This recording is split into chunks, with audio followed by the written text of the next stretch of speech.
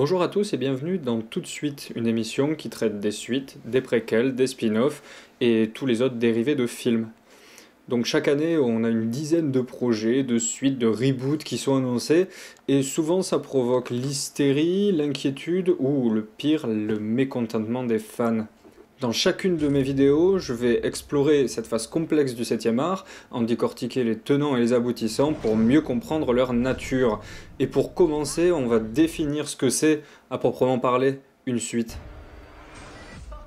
On trouve plusieurs définitions de la suite. Le Larousse, par exemple, parle de nouvel épisode de quelque chose qui n'est pas terminé.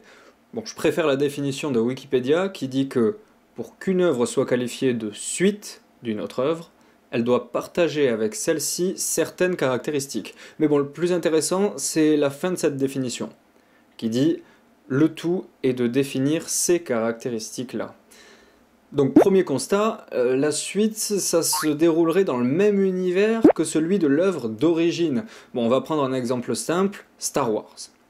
Donc l'univers, c'est le même de l'épisode 1 à l'épisode 6. Il y a des Jedi, il y a des Sith, il y a plein de planètes, il y a les personnages qui sont récurrents. Enfin, en gros, chacun des épisodes possède la même base, le même univers, cette base qui s'enrichit de film en film. Bon, un deuxième point important, donc c'est le genre et le ton du film.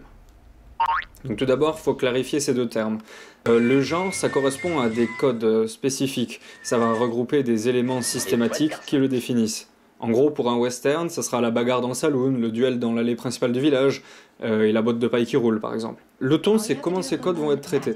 Notre western aura sa bagarre au saloon, mais celle-ci sera plutôt comique, par exemple. C'est d'ailleurs souvent le décalage du genre et du ton qui sont à la base des parodies. Mais revenons aux suites. On admettra qu'une suite doit presque systématiquement posséder le même genre que son aîné. En gros, difficile de faire un Star Wars entièrement sur Terre, sans vaisseau spatial, sans aliens, et sans même mentionner l'espace. Ça marcherait pas. Par contre, le ton, lui, il peut changer. On va prendre Pitch Black. Pitch Black, à la base, le genre, c'est de la science-fiction, mais son ton, lui, c'est du thriller. La suite de Pitch Black, c'est Les Chroniques de Riddick.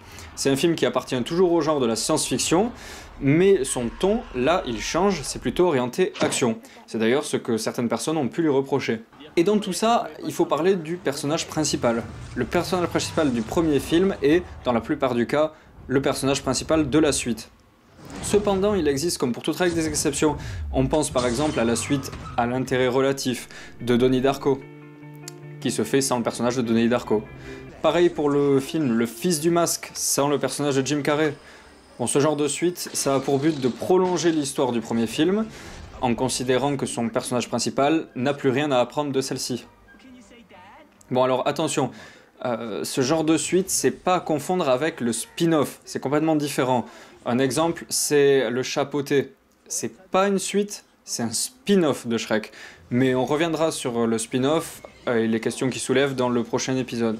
Pour conclure, on dira qu'au cinéma, une suite, c'est le prolongement logique d'un univers défini dans le premier film, en conservant son genre et en y développant une histoire mettant, ou non, en scène les mêmes personnages. La maison est derrière, le monde est devant. Nombreux sentiers ainsi je prends.